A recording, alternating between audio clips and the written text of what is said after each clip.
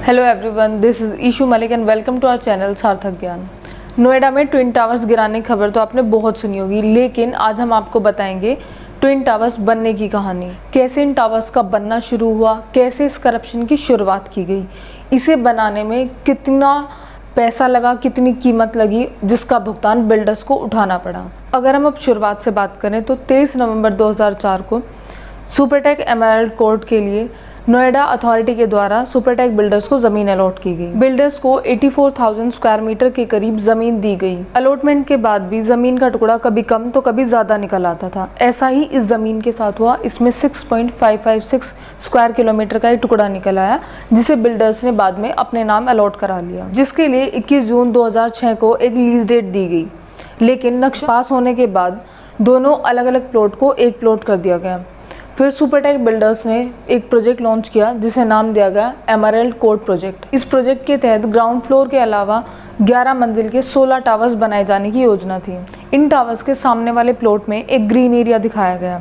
Project अच्छा था, इसीलिए लोगों ने इसे जल्दी ही खरीद लिया। 2008-9 में इस प्रोजेक्ट को नोएडा अथॉरिटी की तरफ से कंप्लीशन सर्टिफिकेट भी मिल गया। यहाँ तक सब नॉर्मली चल रहा था, लेकिन करप्शन की शुरुआत हुई साल 2009 से, जब यूपी एडमिनिस्ट्रेशन के द्वारा अलॉट की गई ज़मीन के लिए एफएआर बढ़ाने का फैसला लिया गया।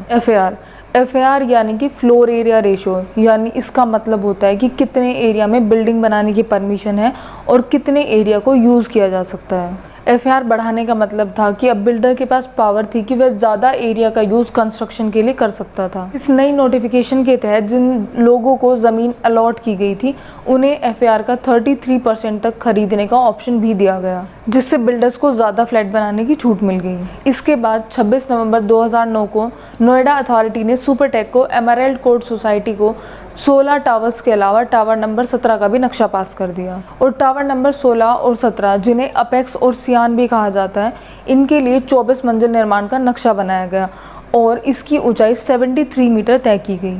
लेकिन बात यहाँ तक नहीं रुकी, बिल्डर्स का लालच बढ़ता चला गया। इसके रिवाइज प्लान में 24 फ्लोर के जगह 40 फ्लोर कर दिए गए, जिनकी ऊंचाई 121 मीटर तक बढ़ाकर कर दी गई। ऐसे ही नोएडा अथॉरिटी के द्वारा ये प्लान पास कर दिया गया। तभी लोगों में बेचैनी बढ़ना शुरू हो गया। उन्होंने जो बिल्डर्स थे उनसे कहा कि वो नक्शा दिखाए, लेकिन बिल्डर्स ने उन्हें नक्शा नहीं दिखाया, जिसके बाद नोएडा अथॉरिटी से नक्शा मांगा गया, लेकिन वहाँ से भी कोई रिस्पॉन्स नहीं मिला।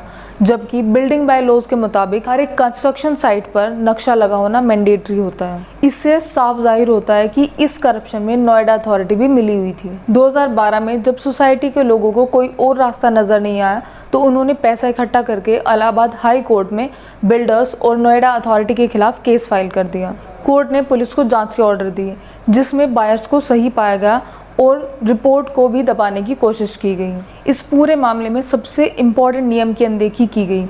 इसमें कम से कम जो 24 मंजिल से ज़्यादा की जो बिल्डिंग थी, इसका गैप 16 मीटर का होना चाहिए था, लेकिन ट्विन टावर्स में यह गैप सिर्फ 9 मीटर का था। फिर 2013 में यह मामला कोर्ट में पहुंचा। उस वक्त इन टावर्स की सिर्फ 13 मंजिलें बनी हुई थी, लेकिन बिल्डर्स ने कंस्ट्रक्शन के काम को रोका नहीं और 1.5 साल के अंदर ही इसकी 32 मंजिलें बना दी।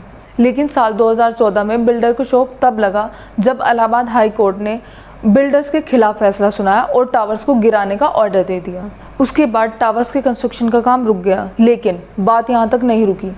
जो बिल्डर्स थे उन्होंने सुप्रीम कोर्ट में केस फाइल कर दिया और यह केस काफ़ी लंबे समय तक चला। इसके बाद 31 अगस्त 2021 को सुप्रीम कोर्ट ने इलाहाबाद हाई कोर्ट के फैसले को सही बताया और टावर्स को गिराने का ऑर्डर दे दिया। इस मामले में सितंबर 2021 को योगी सरकार ने नोएडा अथॉरिटी के ऑफिसर्स के खिलाफ जांच का आदेश दिया और जांच समिति की रिपोर्ट के आधार पर इस पूरे मामले में शामिल 26 ऑफिसर्स, कर्मचारी, सुपरटेक लिमिटेड के डायरेक्टर और आर्किटेक्ट्स के खिलाफ कार्रवाई की गई। और इतना ही नहीं, बिल्डर्स को उन लोगों के भी पैसे वापस करने पड़े जिन लोगों ने इन ट्विन टावर्स में अपने फ्लैट बुक किए हुए थे। इन टावर्स को गिराने में लगभग 17 करोड़ रुपए का खर्चा है और ऐसा बताया जा रहा है कि बिल्डर्स ने इन टावर्स को बनाने के लिए 200 से 300 करोड़ रुपए खर्च किए थे और आज के समय में अगर बताएं तो इनकी वैल्यू लगभग 800 करोड़ रुपए है। इस पूरी कहानी को सुनने और समझने के बाद यह प्रूफ हो गया है कि करप्शन ज़्यादा लंबे समय तक नहीं टिक सकता। और साथ ही साथ सुप्रीम कोर्ट के ऑर्डर से करप्शन करने वालों को एक अच्छा सबक मिला है। यहाँ सिर्फ ट्विन टावर्स ही नहीं गिरे हैं, बल्कि करप्शन को भी मुंह के बल गिराया गया। और ऐसी इन्फॉर्मेटिव वीडियोज़ के लिए आप हमारे चैनल से जुड़े रहिए and thank you for watching our video.